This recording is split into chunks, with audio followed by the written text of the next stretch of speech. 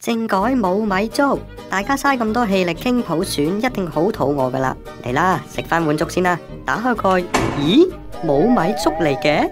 為咩？開咗個火咁耐，落晒油鹽醬醋茶，就係唔記得落米。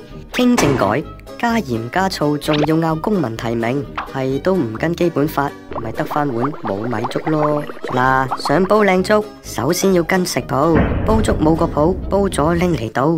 普選都一樣，一定要跟基本法。第二，煲粥揀料好重要，落乾菜又得，肉丸啊、皮蛋啊、瘦肉啊、魚腩啊、豬潤啊，任你揀，最緊要揀啱香港人口味。你話要加啲薯條、芝士落去喎，啱唔啱味先？公民提名冇話唔好噶，但係係咪真係啱香港實情先得噶？薯條、芝士啊，唔係唔好，但夾唔到煲粥，盞晒料啦。第三，煲粥一定要慢火炆，啲粥先會綿噶嘛。落料仲要睇時間喎，幾時落肉，幾時加菜都要有講究。一次過乜鬼嘢落晒落去，仲要心急開大火，唔燶就有鬼啦。明明500萬人食到嘅靚粥，但煲燶咗，又係原地踏步，得翻1200人食，有得睇冇得食，仲要唔知幾時先再煲過。你話係咪嘥晒啲時間先？全港1人1票選特首係大事，一定要慢慢傾，慢慢講，先出到一個啱香港人嘅普選方案嘅。